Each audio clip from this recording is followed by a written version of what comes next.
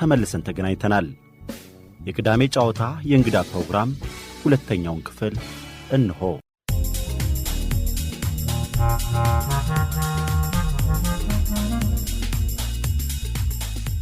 የዛሬ እንግዳችን አቶ ጠንክር ቴኒ በተወለደበት አካባቢ ምዕራብ ሸዋ ከራቻ ቀበሌ ገብሬ ማህበር ሬዲዮ ሲሰማን ያደገው ልቡን ያሸፈተው የኢትዮጵያ ሬዲዮ አዲስ አበባ ድረስ ጠራውና አቡነ ጴጥሮስ ሐውልት አጠገብ ይገኝ ከነበረው ማስታወቂያ ሚኒስቴርና ኢትዮጵያ ሬዲዮ ደጃፍ ላይ ስራ ጀመረ። በሬዲዮ ድምጻቸውን እየሰማ ካደገው ጋዜጠኞች ጋር ተወዳጀ።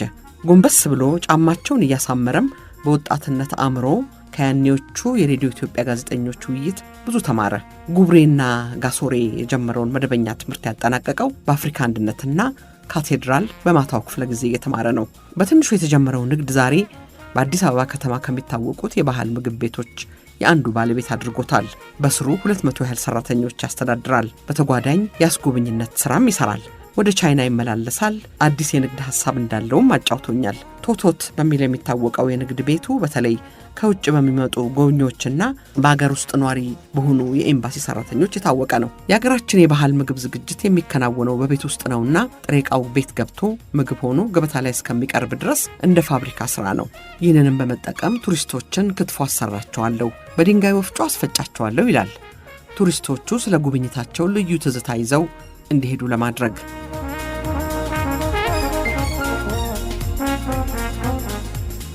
አሻም። የተከበራቸው አድማጮቻችን፣ ይህ የቅዳሜ ጨዋታ ነው። በእንግድነት የጋበዝነው በጠንካራ ሰራተኝነቱን፣ ብልህነቱን፣ ወዳጅ አክባሪነቱን ብዙዎች የሚመሰክሩለት አቶ ጠንክር ቴኒ ነው።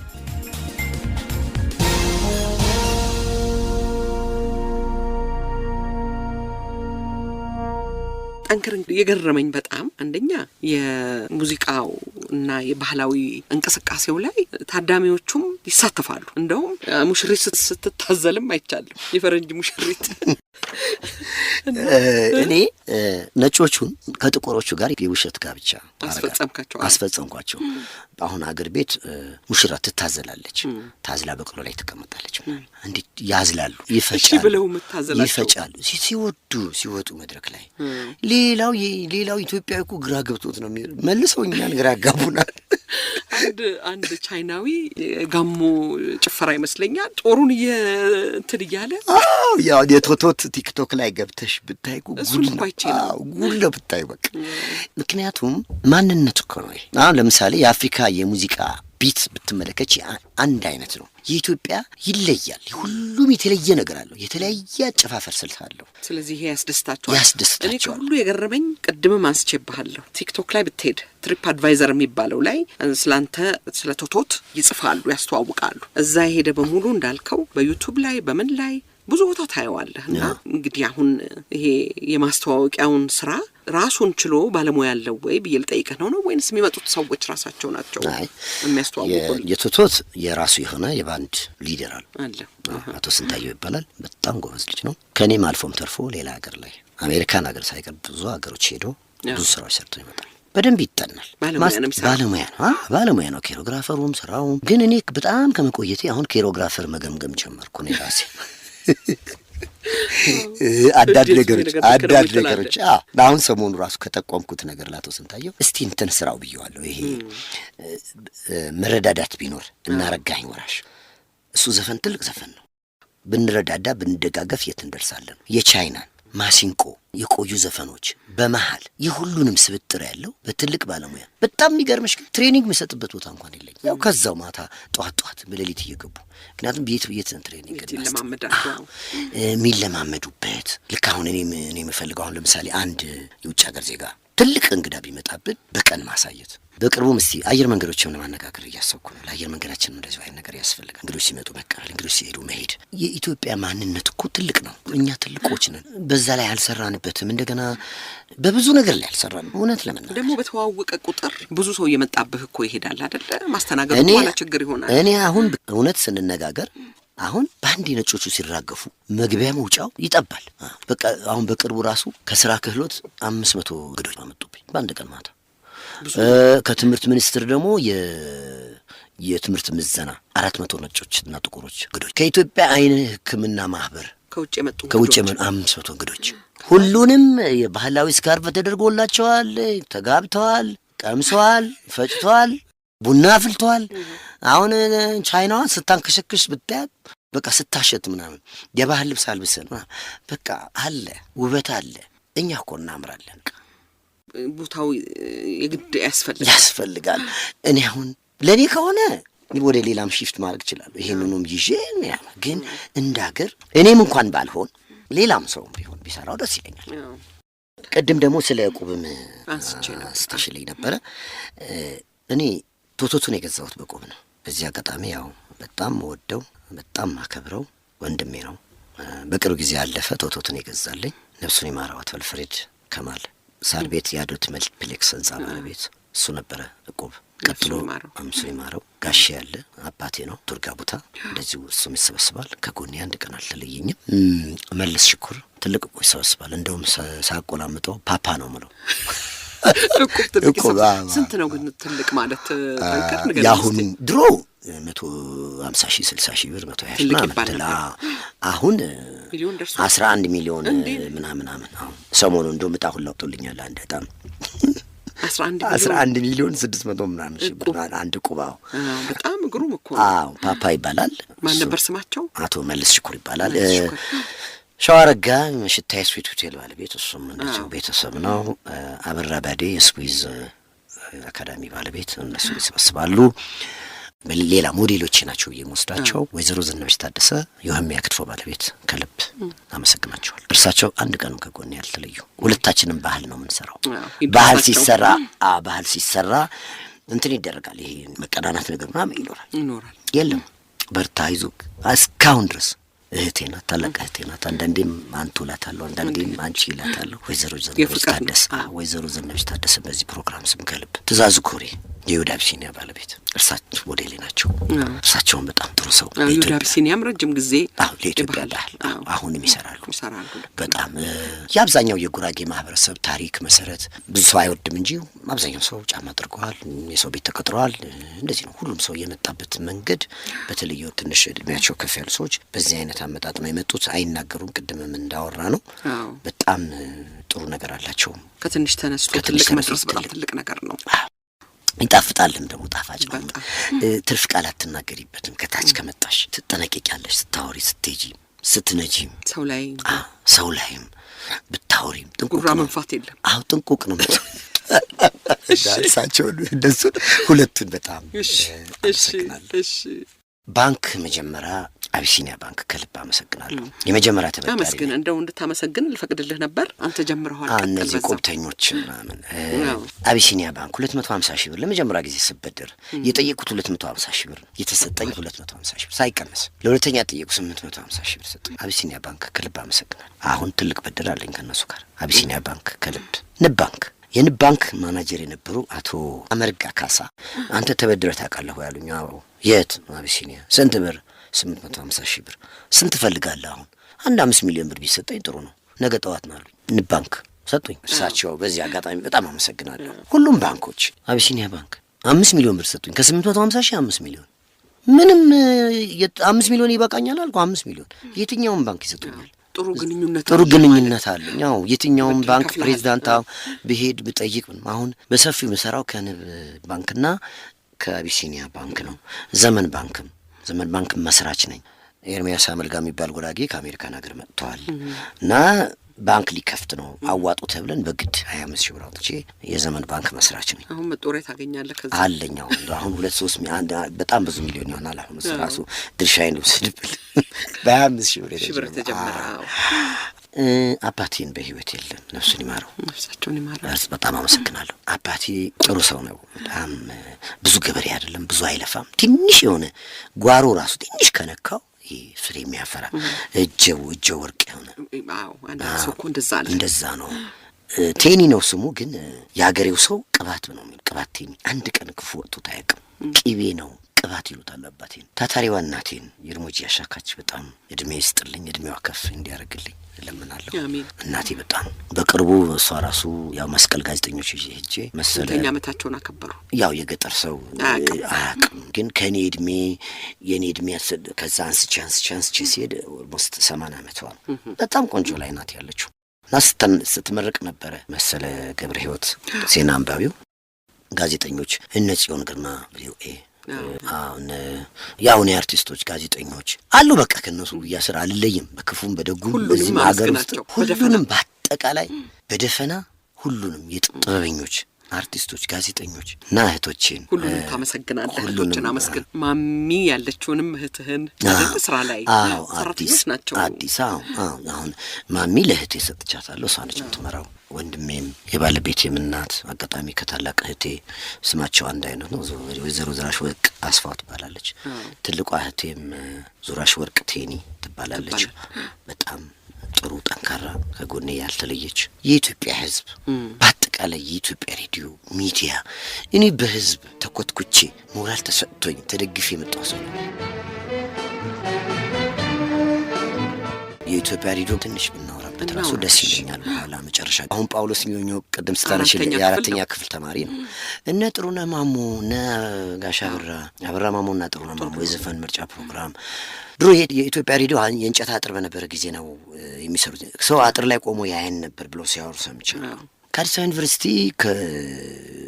በጆርናሊዝም ግራጁዌት አድርጎ ከመጣ ሰውና 5 ዓመት ወይም 6 ዓመት የኢትዮጵያ ሬዲዮ የሰራ ጋዜጠኛ የሰራ በልምድ እኩል አይደለም።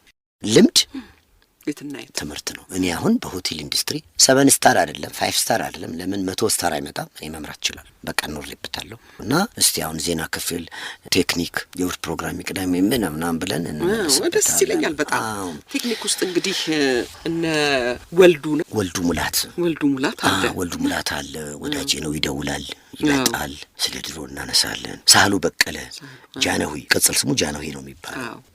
ገበየሁ ኑሬሳ ቴክኒሽያኖች ምንወስድ የጋዜጠኞቹ ደበበዱ ፌራ እሸቱ ገለቱ ተስፋዬ መካ ካገኛቸዋለሁ አሁን አዎ በተለያየ ውጭ ሀገር እኔ አሜሪካን ሀገር ቪኦኤ ሄድኩ በቅርብ ሲሆን ግርማ ጋበዘችኝና ያው አንድ ሰው አገኘሁ ያው እንደ ቀልድ ነው አንዱ ነው በቃ ምን ነው ተሸማቀቅኩት ገና ቪኦኤ ጎብኝቼ ብድሩ ካለ አሁን በዶላር ተቀይሯል አልሰጠም አይድል አብራን በቃ ዶቼ ቬሌ ነጋሽ መሐመድ አዎ ደረጀ ኃይሌ ዘበቅሎ ቤት ነው የብርስም ቅድም አንስተነው ነበር በብርስም ይጽፍ ነበር ባልሳሳት አሁን ጠንክር ዘካሳንቺስ ንግስቱ አክሊሉ ነው ዘለሌ ዘግንፍሌ ማን ነው እሱ አለቀውም ኃይሌ ዘበቅሎ ቤት ደረጃ ኃይሌ ነው ቀስቶ ከኮተቤ ብርሃኑ ገብረ ማርያም ዳንዴ ሰርቤሎ ነው ባልሳሳት ሰርቤሎ ግርማ ፈይሳ ነው እና ስለ ድሮ ጋዜጠኞቹ ሲወጡ ግሬሳቸው ለኢትዮጵያዊነት የነበራቸው ክብር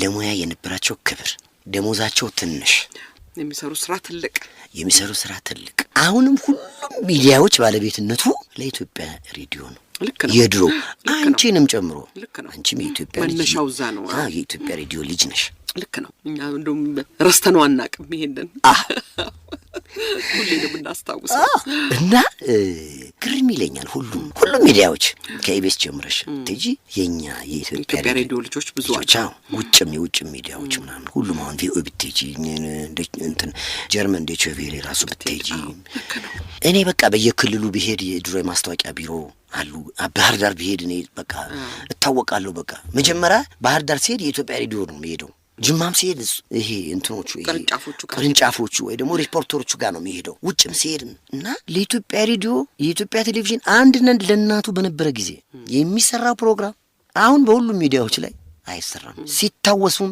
ብዙ አልሰማም 90 ዓመት ሞልቶታል የሚባለው ወሬ ሰምቻለሁ ልክ ነው እኔም የዛ አካል በመሆኔ ደስተኛ ነኝ በጣም ሁላችንም ጠንከር ሁላችንም እድርም አለኝ እድር ብቻ ሳይሆን ማህበር አባላቸው ነህ የማህበርም አባል ነኝ እንደውም አክሲዮን ገዝቻለሁ በቅርቡ ዋርካ ተብሎ ተቋቁሞ ነበር አንድ ጋዜጠኛ የህይወት ታሪኩ ቢጻፍ እኔ ኢንተርቪው ደረጋለሁ የሆነ በጥበብ ዙሪያ ላይ የሆነ ነገር ከተፈጠረ እመጣለሁ ልክ እንደ አቻሬ ጫማ እንደ ቻይና የሚሉትም ልጅ አለ በቃ እኔ ይሄ ከሚዲያ ከአርቲስት ከእነሱ ጉያ አልወጣም ደግሞ ይመቸኛል ለእኔ በቃ የሆነ በቃ ደስ ይለኛል ቀለል ያለ ነው ወዳጅነቱ በጣም ቀለል ያለ ነው ጨዋታ ነው ሳቅ ነው ጨዋታ ነው ቤት የሚመጡት ገጠር የሚሄዱት እነሱ ናቸው እንደገና ደግሞ እኔ በጣም ቢሊየነር ከሆነ ጋር አንድ ነጋዴ ጋር ወይም በጣም ከትልቅ ባለስልጣን ጋር አላወራ እችላለሁ ግን ለኔ በጣም የሚመቸኝ ከነሱ ጋር ነው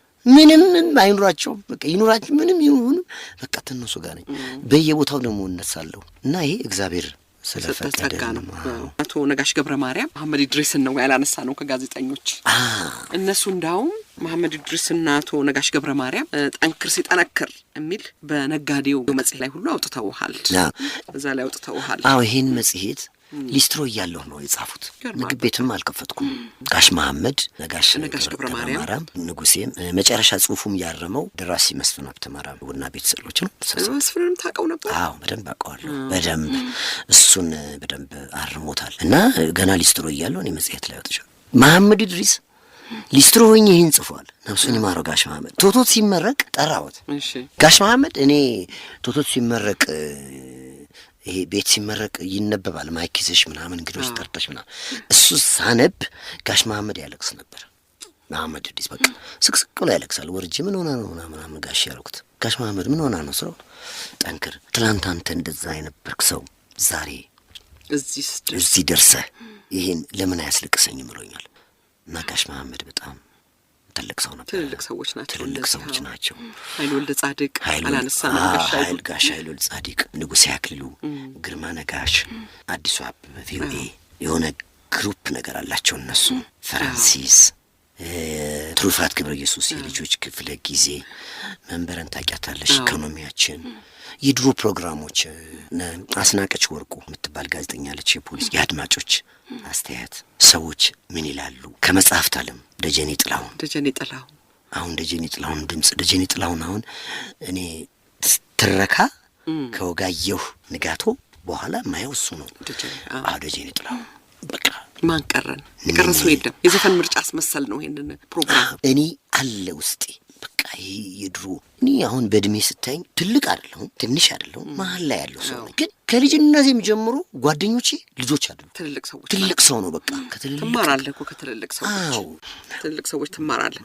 ጠንክር ያኔ እነ መሐመድ ኢድሪስና አቶ ነጋሽ ገብረ ማርያም ባናገሩ ጊዜ ሊስትሮ ነበርኩ ብለኸኛል። የዛን ጊዜ በጣም ገርሞኛል። ስራ ያለው አገር ቤት ነው። እንግዲህ ብዙ ሰዎች ወደ ውጪ ለመሄድ በሚያማትሩበት ጊዜ መሰለኝ ይሄ እንደተናገርከው ስራ ያለው አገር ቤት ነው፣ ሁሉንም ነገር ያብጀው እንጂ ወደፊት ስራ ምን እንደሆነ ወደፊት አሳያቸዋለሁ ይላል።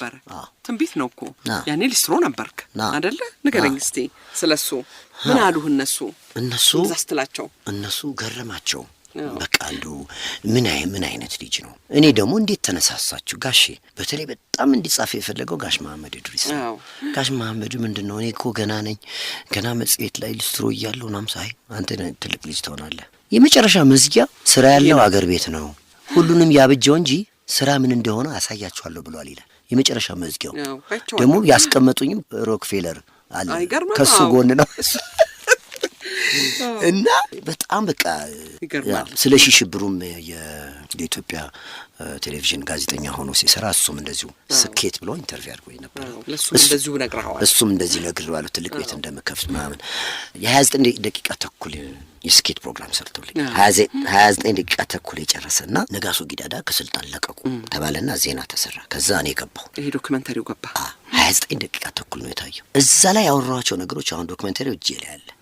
አሁን ማያቸው ነገሮች ናቸው። ሰው ከሰራ ከጣረ፣ ህልመኛ ከሆነ፣ ክፋት ከሌለው፣ መጥፎ ስራ ማይሰራ ከሆነ፣ ሰው የሚያከብር ከሆነ፣ ሰው የሚወድ ከሆነ፣ የሰው ገንዘብ አይፈልግ ከሆነ፣ ጨዋ ከሆነ፣ ሀገሩን ይወድ ከሆነ፣ ጸሎት ካደረገ ሰው ይቀየራል። እያየኋቸው ነው።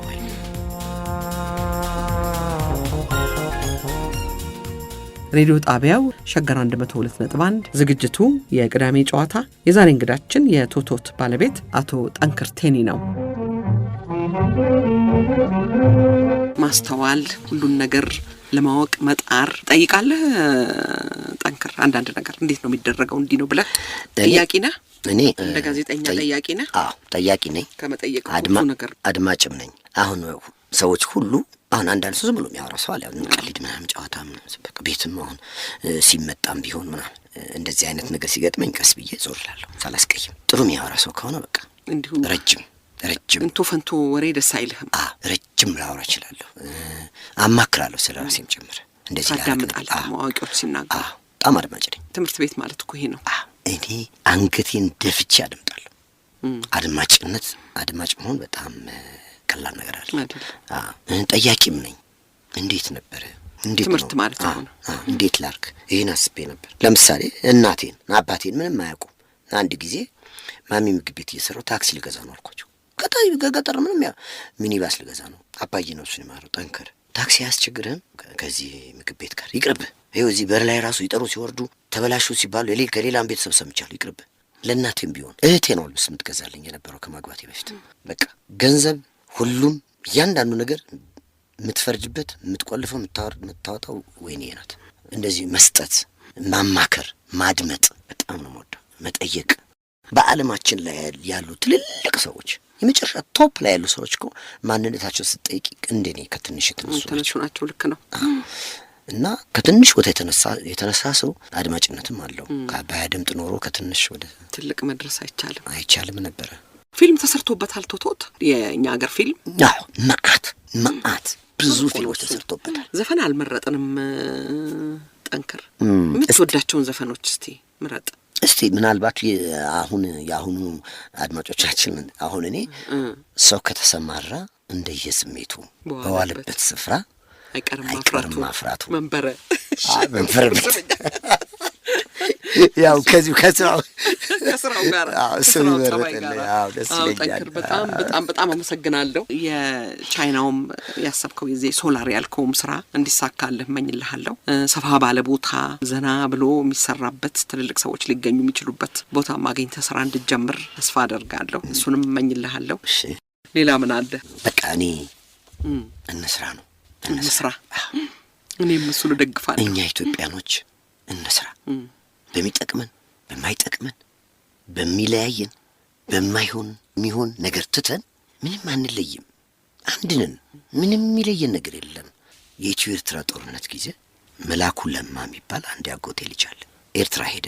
በጦርነት ሄዶ ከትግራይ 2 ልጅ ይዞ መጣ። ጉራግኛ ነው የምታወራው የመላኩ ሚስት። ልጆቹ ከትግራይ ነው የመጡት። ለምዳ የታናሽ ወንድሜ ባለቤት የደብረ ብርሃን ልጅ ናት። አክስቶቼ አጎቶቼ በሙሉ ከኦሮሞ ከጎጃም ከጎንደር ተዋልደዋል። ምሰራው ኢትዮጵያን ማስተዋወቅ። አላደግንም። ሰው ስለ ምሳ ስለ ቁርስ ስለ ራት ብዙ አገር ላይ አይታሰብም። እኛ እኮ ስለ ምግብ እናስባለን። እኛ እኮ ገና በጥማድ በሬ እያረስን ነው። ገና አልነካናትም ይህች አገር። እኔ ተወሰኑ አገር ሄጃለሁ። እንደ ኢትዮጵያ አየር፣ እንደ ኢትዮጵያ ተስማሚ ቦታ፣ እንደ ኢትዮጵያ አገር የለም። ለምን ደህየን? ለምን ትንሽ ሆነን? ለምን አላደግንም ብዬ ራሴ ስጠይቅ ምናልባት ይሄ ወይዘሩን አየሩን ተጽዕኖ አድርጎብን ይሆን ወይስ ስላልሰራን ነው? ሰው መስራት አለበት። ማንኛውም ሰው በማንኛውም ባለበት የሥራ መስክ ላይ መስራት አለበት። መዓዛ ስለሰራሽ ነው ዛሬ እዚህ የደረስሽው። እንግዲህ አንቺን እኔ እንደዚህ እንዴት ስለምወድሽ ነው አንቺ ምልሽ። አንቺ እንዴት እንደመጣሽ እንግዲህ እኔ ኢንተርቪው አላደርግሽም። አንቺ ታውቂዋለሽ። ሰው መስዋዕትነት መክፈል አለበት። ይሄን አገር ሊሻገር የሚችለው በጦርነት በጫጫታ በጭቅጭቅ በማውራት ሳይሆን በመስራት። ማንም ሰው መስራት አለበት። የሚሰራ ሰው መከበር አለበት። ጋዜጠኝነት ሙያውም ጥበቡም የአሁኑ ልጆቻችን የአሁኑ ወንድሞቻችንን ሁሉም ዘመኑን ቴክኖሎጂው ደግፎን እየሄድን ነው። ግን የድሮቹ እንዴት ነበር የሚሰሩ? ኦሮምኛ ክፍል ጋዜጠኞች እነ ብርያ እነ አማኑኤል አብዲሳ እነ ሳሙኤል ፍቅሬ። የትግርኛው ማላነሳናቸውም እነ ገብረ መስቀል የምታውቂው ከሆነ እንደውም ገብረ መስቀል ያው ይበደር ነበር ትንሽ ገንዘብ እንደው በቃ እንደው ይፈለግ የሆነ ጊዜ ሰላሙ ሲመጣ በቃ ኤርትራ መሄድ አለብን ገብረ መስቀል እንፈልገዋለን። እነዚህ እንትን አለኝ እኔ ቁጭት አለብኝ። እውነቴን ነው። እና እየነገርኩሽ ነበረ ሁሉም አንድ ነን፣ ተጋብተናል፣ ተቀላቅለናል።